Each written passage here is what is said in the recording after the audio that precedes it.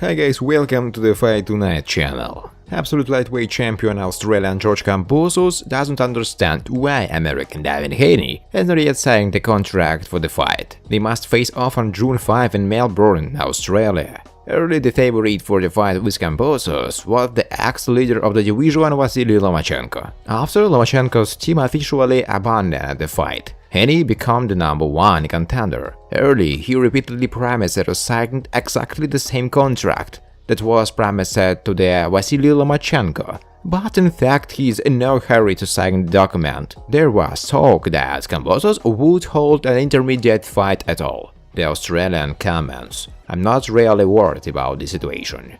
I'm all for the fighter to earn his chance first. I had to work hard before I got the fight with Lopez. I've earned my right. That's why my status has grown so much in value. I am often told to have a duel with some local contender first. No chance, let them work. No handouts, no freebies, no payday. I will fight with the best of the best, with those who have earned this right. I am in a winning position. No one can accuse me of avoiding someone. I fought Lopez, fought with Mickey Bay. I had a contract to fight Lomachenko. I signed a contract for a fight with the ex-leader of pound for pound, who has 2 cool victories in a row. Suddenly these fights broke down. Who's next? Haney? No problem. But where is he? I tell you, I will always fight with the best of the best, until I finish my career," the champion promised. Kambosos was asked about a possible fight with American pound-for-pound fighter Gervonta.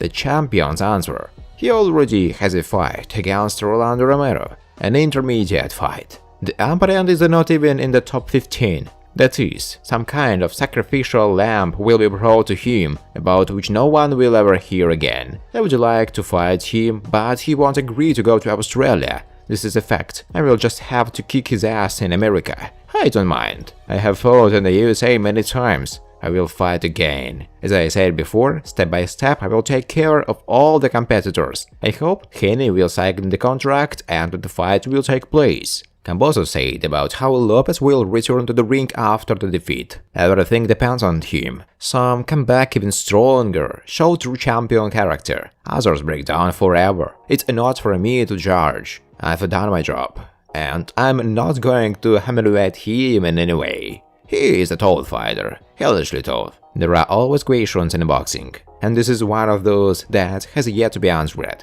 We will wait and see, Kambosos said. Friends, before starting to watch this video, I would like to ask you to subscribe to my channel. If you really enjoy the content, then please subscribe to my channel and keep watching the videos. If you are subscribed, then you receive notifications about the release of new videos. You do not even have to look for anything personally. I really want to get 1000 subscribers on my channel. I am trying very hard absolutely every day and I need your support. Your likes, comments, reposts to social networks. Thanks to everyone who subscribes to my channel. You are my support.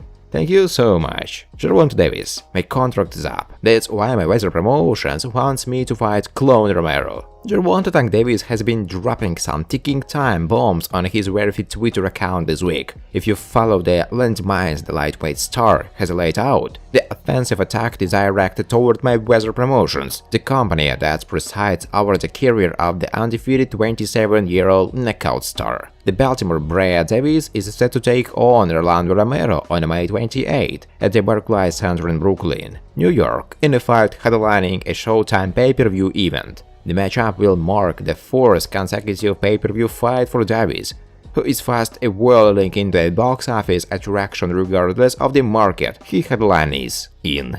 In a revealing response on Tuesday, Davis opened up about his contractual situation with the Floyd Mayweather Jr. founded Leonard LRB-led company. User wrote, "Okay, Gervonta, I will give you a lot of shit about my Weather Promotions. Keeping you in a house seemed like you are starting to see it. Don't let them ruin what could be a fantastic career. If you took some chances, you have talent, show it," Davis wrote. "My contract is up, that's why they want me to fight this clone so bad." Romero is also promoted by Mayweather Promotions. Davis and Romero were scheduled to slug it out December 5 and announced that fight, but the bout was scrapped soon after Romero faced sexual assault allegations. The case has since been closed without charges. Instead of fighting Romero, Davis faced Isaac Cruz at a time and scored a spirited unanimous decision win. The victory ended a 16-fight KO streak for Davis, dating back to 2014. Without Floyd, Tank will be fighting in empty arenas like Devin Haney, another Twitter user wrote. "Lol, don't start this shit," replied Davis. On Wednesday, Davis wrote, "They put me tickets on sale 1 month before like I'm fucking Michael Jackson or something." On Tuesday, Davis were more cryptic with his message, simply starting, "That shit ain't gonna work." He also wrote, "Floyd didn't shut shit down. Dweep." In response to not sporting Canelo Alvarez. No boxing, no life, gloves in the Cruz fight. Davis wore the gloves bearing Alvarez Mandarin in the Mario Barrios fight. Judging by the proclamations, Davis is clearly perturbed. Before beating Cruz, Davis defeated Barrios, Leo Santa Cruz and Yorkis Gamboa in the 3 fights prior. More deserved matchups against the likes of Haney, Vasily Lomachenko, Teofimo Lopez and Ryan Garcia haven't come close to crossing the finish line, much to the dismay of the boxing public. In November, Davis hit back at talk that Mayweather Promotions was protecting him. "They are saying Mayweather Promotions are protecting me and not letting me fight top fighters," Davis told the Last Stand podcast with Brian Custer. "Whoever is in the top 4, I don't know who they are talking about. Name somebody that is fighting the top whatever. You don't see any other top fighters fighting top guys. I don't know when it's going to happen. It will be probably happen next year or the year after that. I don't know, but don't just put everything on me and say I'm not fighting top guys," Gervonta Davis said.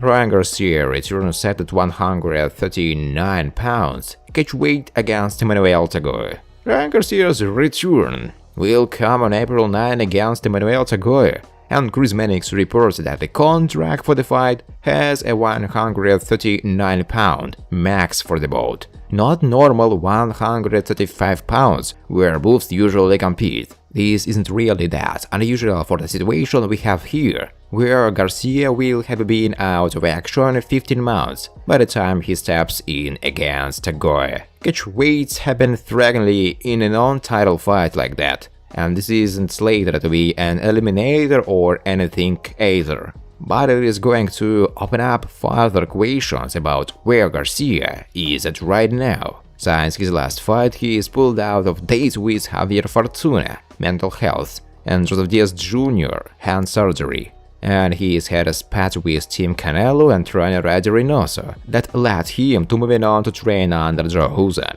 But ignoring concerns of criticism or whatever, it's legitimately worth considering how long he will be staying at 135 period. That was going to be in the cards sooner or later.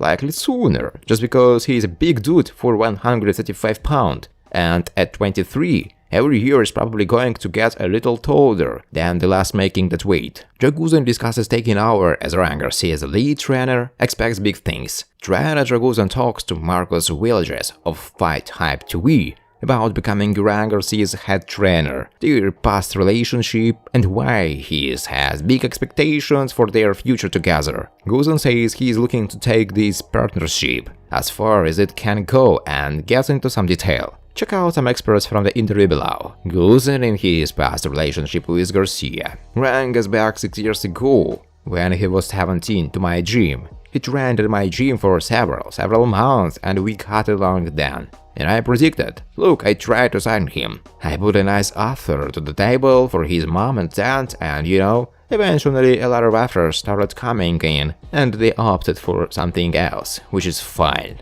Guzan said. Thanks for watching, guys. If you like this video, please subscribe to my channel.